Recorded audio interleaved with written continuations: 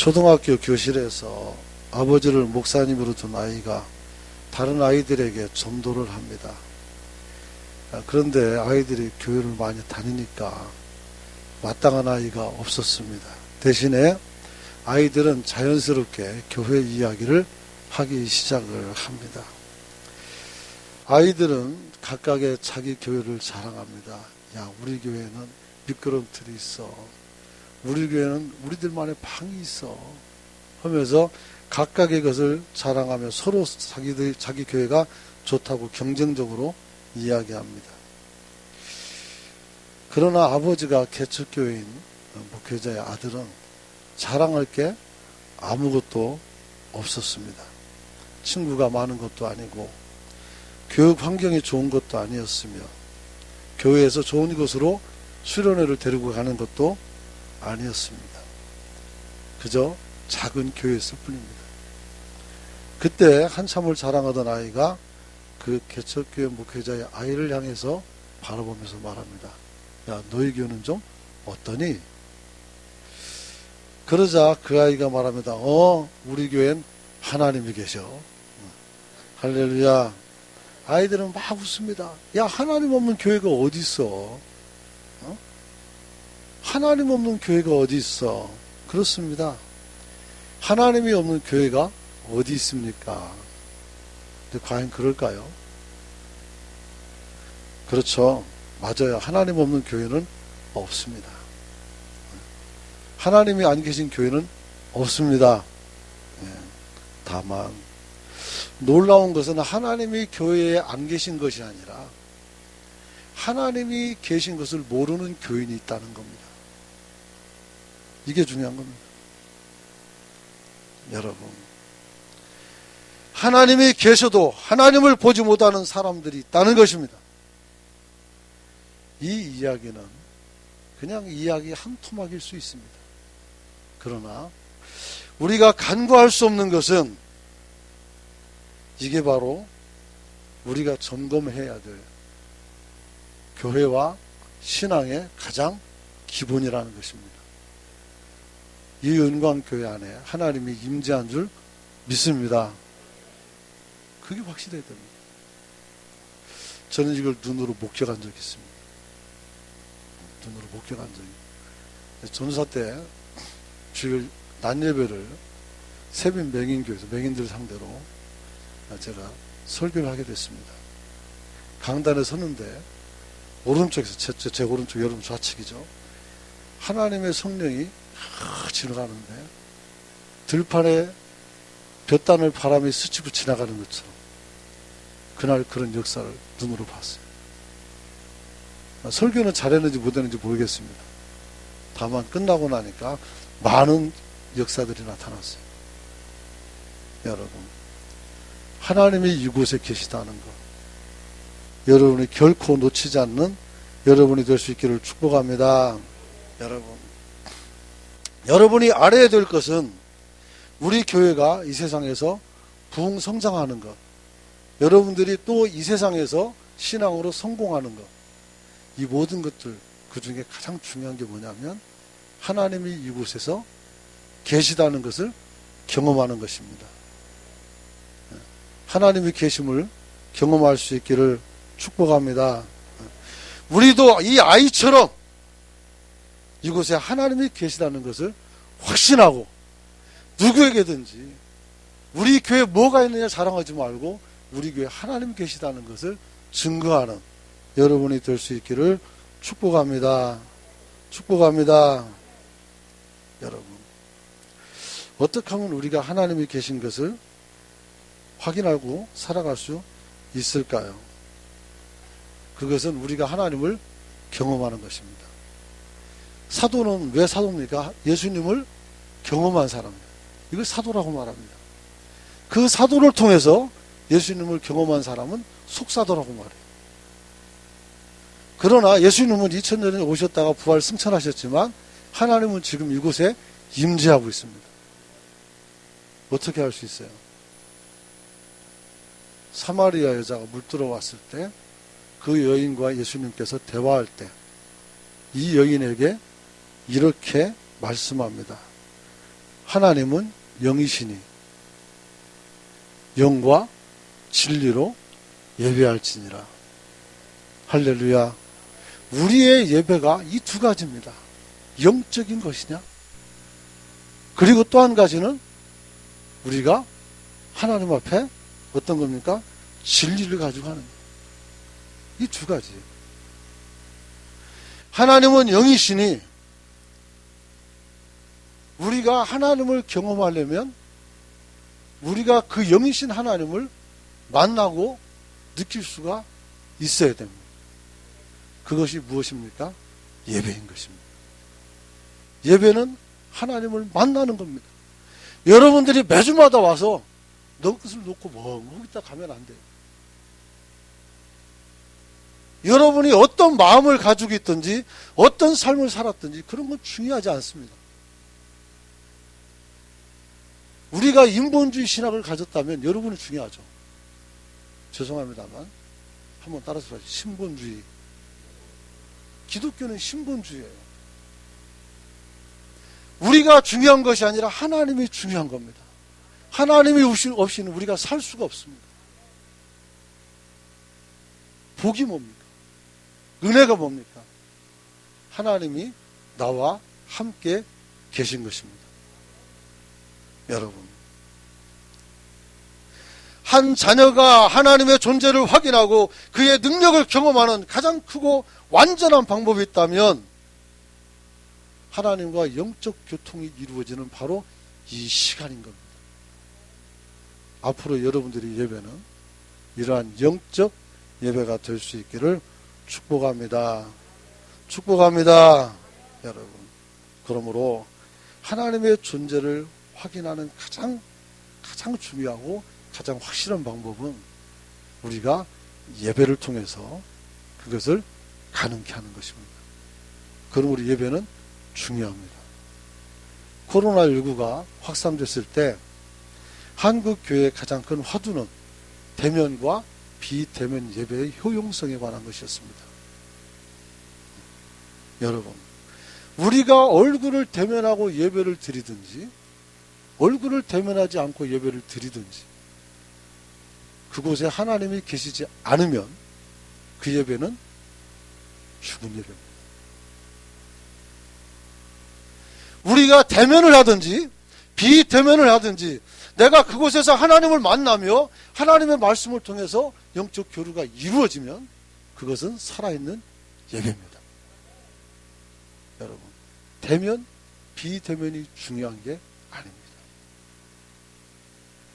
코로나19로 작은 교회보다 큰 교회가 더 어렵습니다. 왜요? 예배당 안 오니까 헌금을 안 하거든요.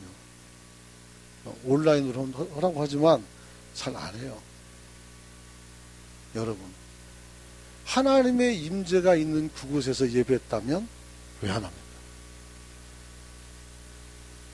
안 해도 되는 겁니까? 아닙니다. 다 해야 됩니다. 아무도 대답을 안 합니까? 다 해야 됩니다. 할렐루야. 다 해야 되는 거예요. 여러분, 친구들에게 비록 시설은 열악하지만 교회에 하나님이 계신다는 고백을 한 어린 아이의 고백은 신앙생활 전반에 걸쳐서 우리가 절대 잊어서는 안 되는 교회 본질에 관한 이야기라는 것을 절대 놓지 않아야 됩니다. 다시 말하면 교회가 뭐냐라고 말한다면 어떻게 해요? 우리가 어떤 시설이 있다, 우리가 어떤 성전을 가졌다가 아니라 이곳에 하나님이 계시다. 이것이 되어야 합니다. 여러분, 그런데 오늘 주님께서 우리가 하나님 앞에서 영적 교제를 이루며 신앙생활을 열심히 하고 고군분투할 때 우리 마음을 헤아리시고 오늘 설교 제목인 은혜의 강가로 저와 여러분들을 초대하고 계신 줄 믿으시기 바랍니다. 여러분, 우리가 하나님의 은혜를 경험하면서 험한 세상을 살아갈 때에 우리는 많은 죄악과 유혹에 노출되게 됩니다. 주님도 마찬가지예요. 사실 여러분들 요한복음 7장 6장 넘어가게 되면 예수님께서 얼마나 많이 힘든 시간들을 보냈는지 나와 있어요. 심지어 제자들도 막 사람들이 떠나가니까 예수님이 제자에게 물어요. 야, 너희도 갈 거냐? 영생의 말씀이 여기 있사온데 우리가 어디로 가겠습니까? 제자는 달라요. 난 여러분들이 그런 성도가 됐으면 좋겠습니다. 여러분, 주님께서는 바로 이렇게 신앙을 방해하고 우리의 믿음 생활을 방해하는 세력들이 많을 때에 저와 여러분들을 초청합니다. 어디로요? 명절 끝날에 말씀합니다. 여러분 37절에 예수께서 말씀하죠. 똑같이 말할게요. 누구든지 목마르거든 내게로 와서 마셔라. 똑같은 데서 놀리지 않았으면 좋겠어요. 예수님께서 아주 힘있게 외쳤다겠죠. 누구든지 목마르거든 내게로 와서 마셔라. 나를 믿는 자는 성경의 이름과 같이 그 배에서 생수의 강이 흘러 나오리라. 할렐루야. 오른손에 다 있어요. 이것만 알면 돼요. 여러분, 예수님께서 우리에게 초대했어요. 왜 초대했습니까? 여러분이 살아가는 세상이 어려운 것을 알기 때문입니다. 우리는 하나님의 영인 성령의 인도하심을 받아야 되기 때문입니다. 그런데 안타깝게도 39절에 보니까 이는 그들을 믿는 자들이 받을 성령을 가리켜 말씀한 것이다. 즉 우리들의 배에서 예수님 배에서 생수가 넘쳐나요. 생수의 강이 흘러 넘쳐나겠는데 이 생수가 바로 뭐예요? 성령입니다. 이때 당시 사람들에게는 아직 성령이 임하지 않았다. 우리는요 임했죠. 오순절 성령 사건 이후로 우리에게는 얼마든지 성령 충만한 이 은혜의 강이 흘러 넘치는 역사를 경험할 수 있는 줄 깨닫게 소망합니다. 그러므로 저희 설교는 이제 이 추대를 통해서 하나님께서 우리에게 원하는 것 두 가지 말씀을 나누기를 원합니다. 왜 이게 중요한 것인지, 또 한 가지는 어떻게 우리가 이 생명의 말씀으로 나갈 수 있을까 하는 두 가지입니다. 첫째는 우리가 생명의 강가로 나오는 일이 왜 중요하냐 하는 겁니다. 좀 전에 말씀드린 것처럼 주님을 믿고 믿음의 선한 싸움을 싸우는 사람들에게 쉼과 목마름을 해소해 줄 생수의 강이 여기 있기 때문인 줄 깨닫기를 소망합니다. 여러분, 청년 때 저는 그랬어요. 성가대야죠. 중고등부 교사하죠. 또 청년회 또 모임해야죠. 또 할 거 되게 많아요. 임원하니까 뭐 할 일이 왜 이렇게 많은지. 토요일 되면 아침에 가서 저녁 늦게까지 밥도 안 사주는데 일을 해야 돼요. 그 주일 또 하고 나면 완전히 파김치가 돼요. 그래서 창세기 읽다 그랬어요. 하나님은 일곱 날째 쉬시고 왜 나는 일해야 됩니까? 하나님은 쉬셨는데 나는 왜 일해야 됩니까? 이해가 안 갔어요. 안식이라는 것이 가만히 있는 안식이 아닙니다. 가만히 있는 건 죽은 거예요. 우리가 뭐 12시간씩 24시간 안 움직이고 가만히 있으면 그건 죽은 거예요. 산 사람은 움직이게 돼 있어요. 발가락 하나로. 여러분, 진짜 안식은 우리가 이 세상 가운데서 치열하게 싸우고 그리고 이곳에 와서 어떻게 돼요? 하나님 말씀을 들으면서 위로도 받고 아멘 하시면 감사합니다. 축복도 받고 은혜도 받고 그렇게 살아갈 수 있기를 축복합니다. 그러면서 어떻게 우리가 여기서 새 힘을 얻는 거예요. 새 힘을 얻기를 축복합니다. 여러분, 오늘 이사야서 55장 1절에 보니까 너희 목마른 자들아 물로 나오라. 돈 없는 자도 오라. 너희는 와서 사 먹되 돈 없이 값없이 와서 포도주와 젖을 사라 그랬습니다.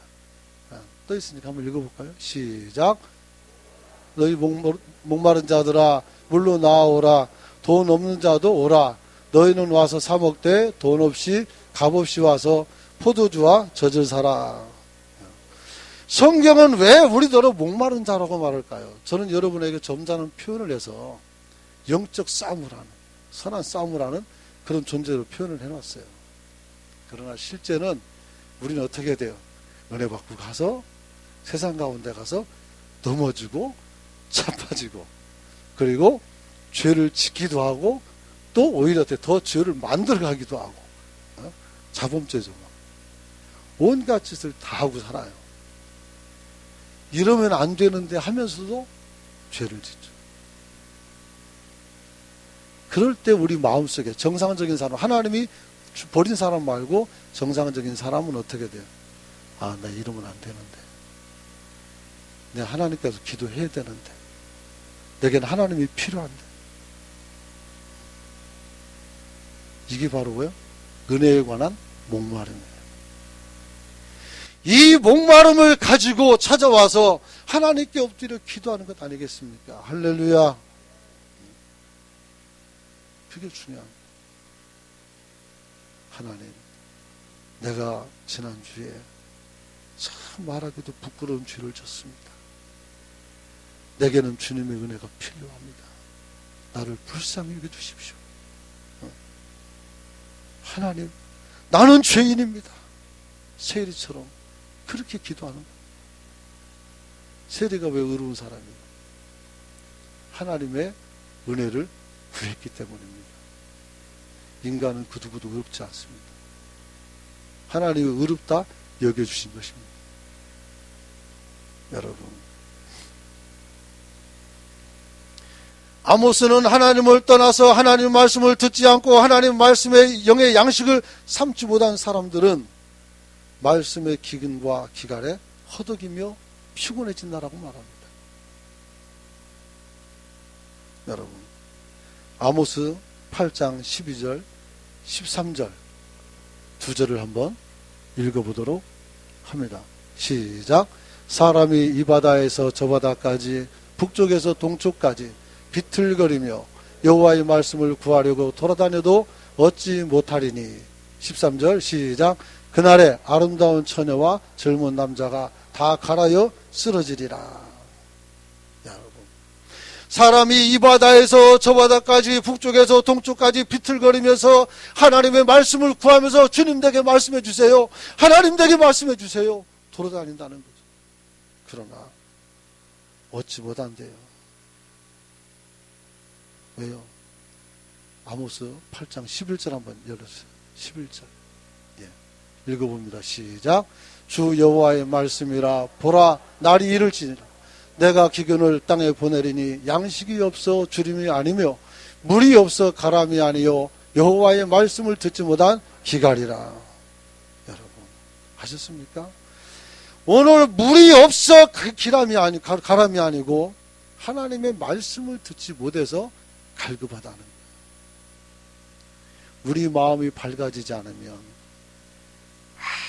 아무리 좋은, 아무리 즐거운 일들이 주변에서 일어나도 어떻게 돼요? 내 눈은 그냥 캄캄하기만 하고.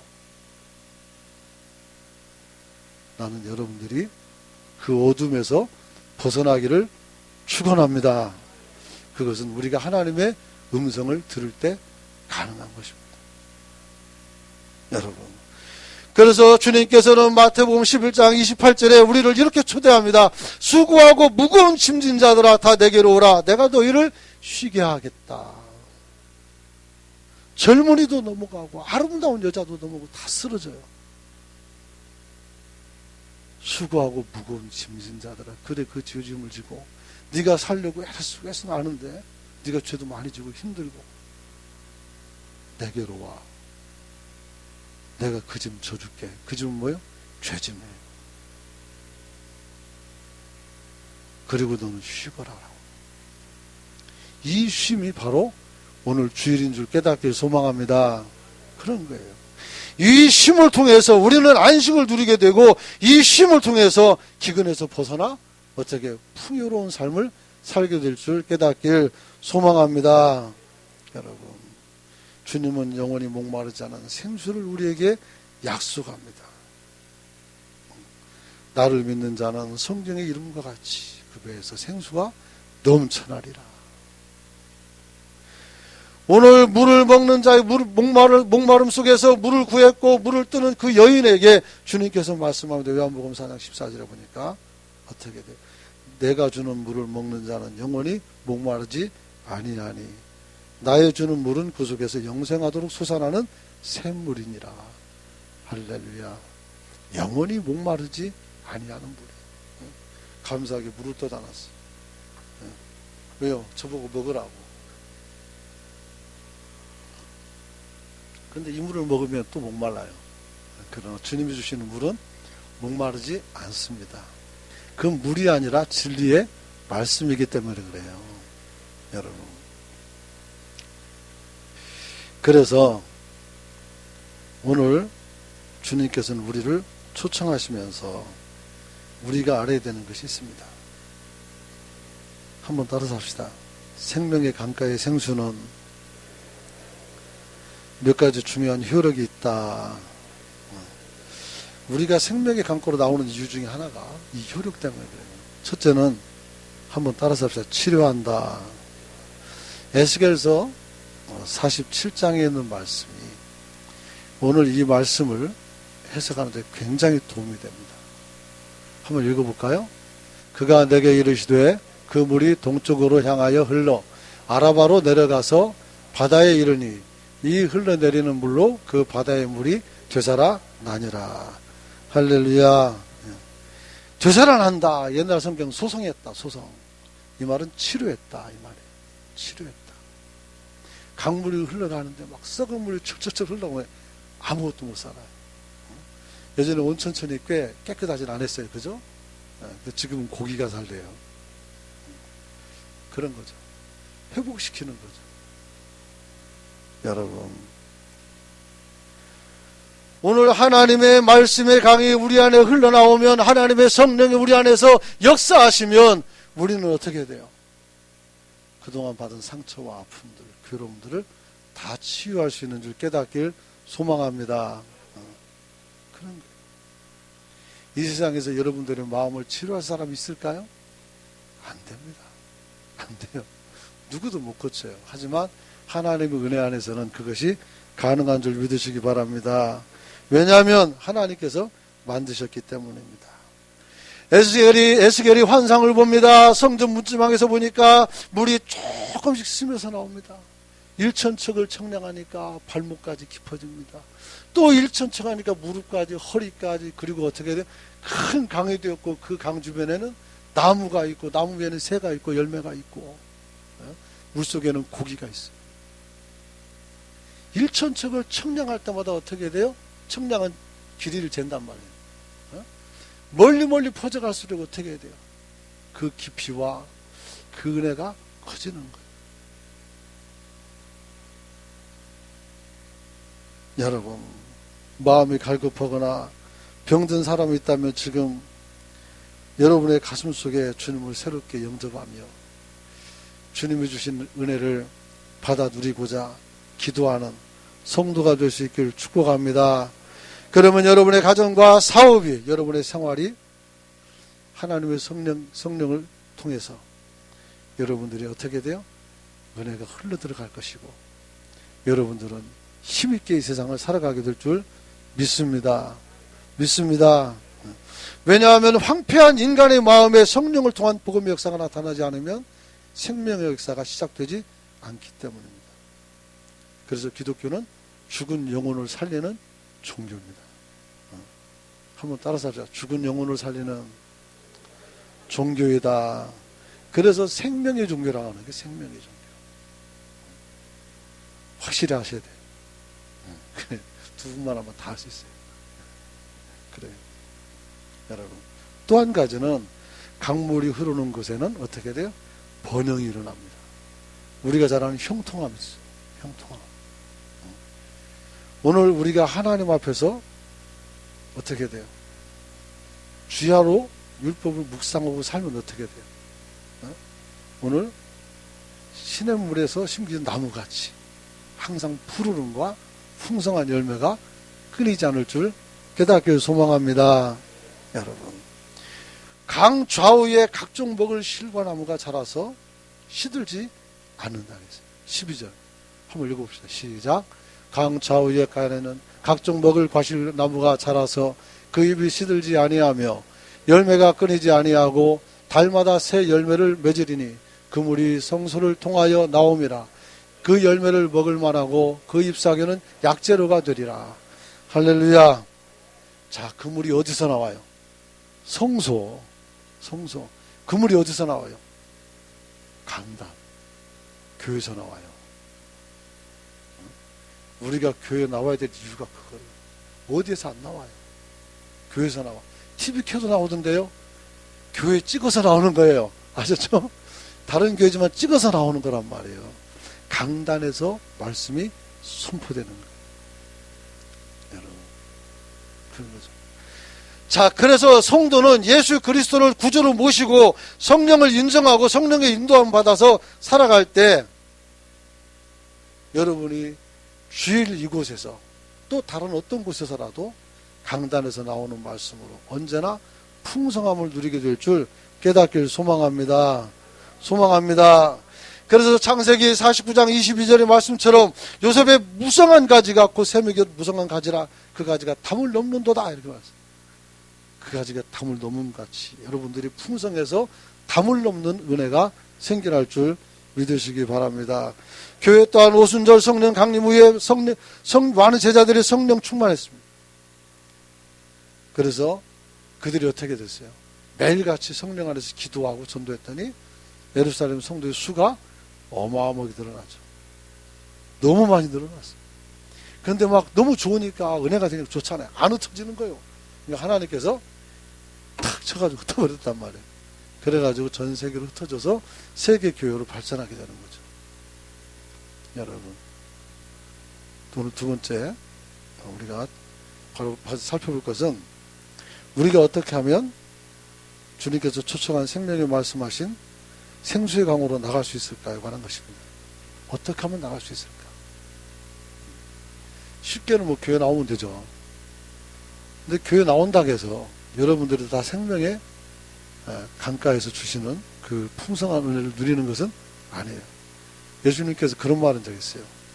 귀가 있어도 듣지 못하고 눈이 있어도 보지 못한다 했어요. 우리 눈을 가리면, 우리 귀를 가리면 안 들리고 안 보여요. 그러므로 어떻게 하면 됩니까? 귀를 열어야 돼요. 한번 따라서 합시다. 들을 귀를 허락하옵소서. 그걸 우리가 뭐라고 말하냐면 믿음의 근간이라는 근간. 들을 귀, 볼 수 있는 눈. 들을 귀와 볼 수 있는 눈이에요. 그 명예교회 가니까 그렇게 쭉 있어요. 우리가 소경된 것은 하나님이 하시는 일을 나타내려 하매라 써놨어요. 우리가 소경된 게 하나님이 하시려는 일을 나타낸대. 제가 그래서 안 목사님께 물었어요. 안효원 목사님께 물었어요. 아니 나타낼 게 없어서 소경을 눈물게 해서 뭘 나타내신다는 겁니까? 그래서. 근데 그게 굉장히 오만한 질문이었어요. 나중에 여러분들에게 시간 있으면 조금씩 얘기하겠지만 제가 목회의 터닝 포인트가 된 곳이 거기에요. 그곳에 살겠어요. 나는 정말 사람을 사랑한다고 생각했어요. 그러나 나는 내가 좋아하는 사람을 사랑했지 좋아하기 힘든 사람을 사랑한 것은 아니었어요. 거기서 변화가 있었어요. 여러분, 생수의 근원을 놓치지 말고 그 앞으로 열심히 나가는 성도가 되시길 축복합니다. 여러분, 예수님께서는 이 생명의 물을 뭐라고 말했습니까? 성령이라고 말합니다. 39절에 나와 있죠. 이는 그를 믿는 자들이 받을 성령을 가리켜 말씀하신 것이다. 성령이래요. 우리가 그렇게 좋아하는, 받고자 하는 성령. 성령은 우리가 받으려고 받는 게 하나님 오시는 거예요. 내 마음에 찾아오시는 거예요. 찾아오죠. 막 성령이 내게 오시옵소서 해서 오는 것이 아니고 주님이 이미 여러분 안에 가 계신 줄 깨닫기를 소망합니다. 여러분, 오늘 우리가 알아야 되는 것은, 우리가 이 강물을 성령이라고 했을 때 여러분이 생각해야 될 것은 우리의 역할입니다. 우리가 받은 은혜를, 여기 이제 몇 명이 되는지 모르겠어요, 정확히. 한 60명, 70명 된다고 했을 때, 여러분이, 저는 하나지만 70명이 들었어요. 그죠? 70명이 가서 여러분들이 한 사람씩만 얘기해도 어떻게 돼요? 또 다른 70명이 듣게 되는 거예요. 그 또 다른 사람이 가서, 그 사람이 가서 또 얘기하면 또 그렇게 되는 거예요. 전도 어렵지 않아요. 저희 어머니를 전도할 때도, 엄마, 교회 가요? 안 해요. 교회 가서 목사님 설교 들었던 거, 감동되었던 이야기들, 밥 먹을 때 얘기했어요. 동네 아주머니도 와가지고, 우리 엄마한테 와가지고 또 얘기합니다. 어느 순간 어머니가 새벽 기도를 가기 시작해요. 여러분, 그런 거예요. 하나님이 우리에게 주신 성령의 은혜를 받았으면 그것을 다른 사람에게 또 나누고, 또 나누시고 나누는 성도가 될 수 있기를 축복합니다. 얼마나 사람들이 잘 말을 안 들으면 주님께서는 한 알에 어떻게 해요? 씨앗이 땅에 떨어져서 썩으면 몇 배입니까? 100배, 60배, 30배. 그러면 몇 배입니까? 계산해 보세요. 18,000이 18만이요. 잘 모르겠어요. 계산해 보세요. 여러분이 그만큼의 영혼을 건져낼 수 있는 거예요. 전도뿐만 아니라 여러분이 구제를 한다고 했을 때 그 구제도, 또 사람들에게 선한 행동을 할 때 그 행동도 다 가능해요. 어려운 거 없어요. 그냥 한 번 웃어주는 것만으로도 사람들에게 기쁨이 될 수가 있습니다. 여러분, 예수계를 통해서 우리에게 환상을 보여준 이 강은 두 가지 특징이 있어요. 한 가지는 생명의 본질이라는 것입니다. 물은. 그리고 이 한 가지는 또 어떻게 돼요? 생명의 본질이기도 하고, 어떻게 돼요? 생명을 풍요롭고 그 생명을 유지케 하는 기능을 가지고 있어요. 우리 신앙도 바로 이런 기능 속에서 잘 살아갈 수 있는 성도가 될 수 있기를 축복합니다. 여러분, 그러므로 같은 맥락에서 말씀드리면, 발목 정도 차는 물에서 만족하지 마시고 어떻게 해야 돼요? 깊은 물로 들어가서 어떻게 돼요? 살아갈 수 있도록 여러분의 지경을 넓히는 성도가 되시길 축복합니다. 성령의 역사는 확장하는 역사입니다.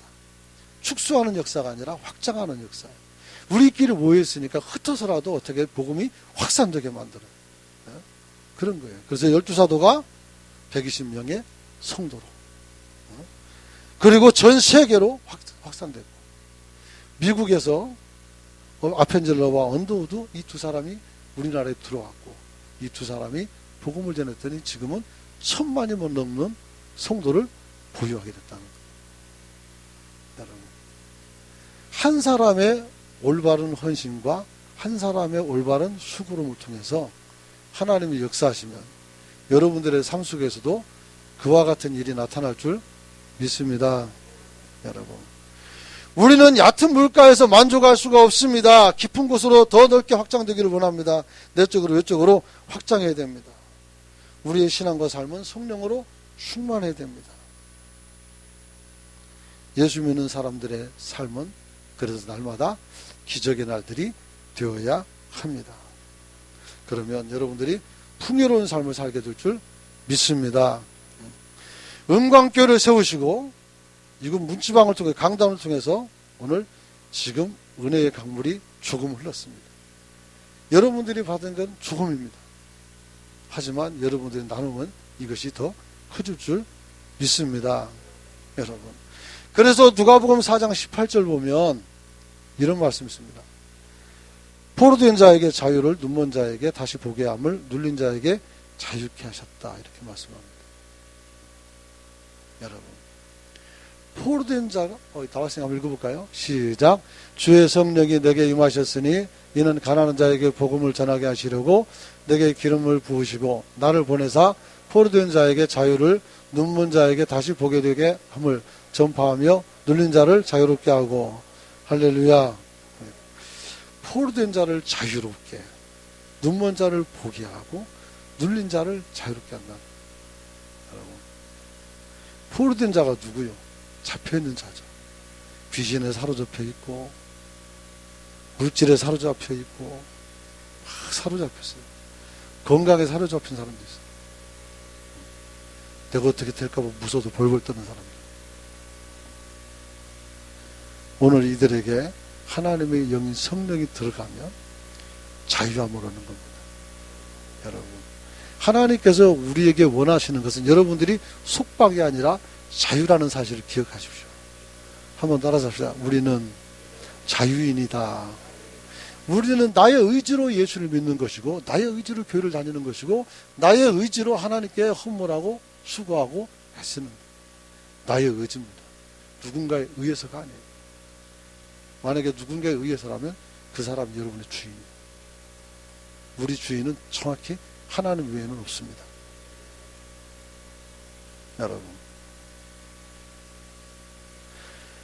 오늘 이 말씀이 들어갈 때 창녀였던 막달라 마리아는 성녀가 되었고 12년 동안 혈류병 걸렸던 이 부정한 여인은 건강해졌으며 안순뱅이는 일어났고 눈먼 자는 보게 되었습니다. 오늘 남의 것을 빼앗았던 삭개오는 그것을 갚고 자유의 몸이 되었고 바울은 어떻게 됐어요? 이제는 내가 사는 것이 아니라 내 안에는 누가 주고 누구 살아요? 복음이 내 안에 들어가서 그리스도께서 사는 것이라. 그리스도께서 내가 사는 것이 아니라 그리스도가 산다 했어요. 여러분, 수가성의 사마리아 여인은 어떻게 됐어요? 이 생수의 강이 있다는 말을 듣고 어떻게 돼요? 물동을 집어 던지고 사마리아로 달려가서 내가 메시아를 봤다고. 메시아. 그 사람들이 다 뛰어나왔어요. 그래서 하나님께서 이곳에 뭐예요? 하나님 은혜가 임했다는 선언을 하죠. 구원이 임하는. 거기는 죽음의 땅이에요. 버려진 땅이었어요. 아무도 사마리아를 가려고 하지 않아요. 그들은 하나님을 배도한 무리들이고 하나님께 징벌을 받는 사람들이기 때문에 그 땅에 가는 사람이 없었어요. 예수님께서 물 달라니까 뭐라고 말해요? 내가 누구인 줄 알았다 하면 그런 말 안 했을 거라고. 왜요? 교제가 끊어진 사람들이었어요. 근데 이 여자가 예수님 만나고 물동을 집어 던지는 순간 거기에 뭐가 복음이 들어갔어요. 할렐루야. 정리하면 생명의 강물은 성전에서부터 흐릅니다. 또 실제적으로 보게 되면 예수 그리스도로부터 어떻게 돼요? 이 말씀이 흘러나옵니다. 할렐루야. 여러분, 우리가 여러분이 깊은 샘물로 가서 풍성하게 살아갈 수 있는 성도가 되시길 축복합니다. 이사야서 58장 11절 말씀 한번 같이 읽었으면 좋겠습니다. 시작. 여호와가 너를 항상 인도하여 메마른 곳에서도 내 영혼을 만족하게 하며 내 뼈를 견고하게 하리니 너는 물된 동산 같겠고 물이 끊어지지 아니하는 샘 같을 것이니라. 할렐루야. 오늘 부흥과 성장, 생명 원리는 다 똑같습니다. 물가로 가면 됩니다. 해운대 말고 광안리도 말고 어디요? 은강교회로. 할렐루야. 기도합시다. 참 좋으신 아버지 하나님, 우리가 주는 은혜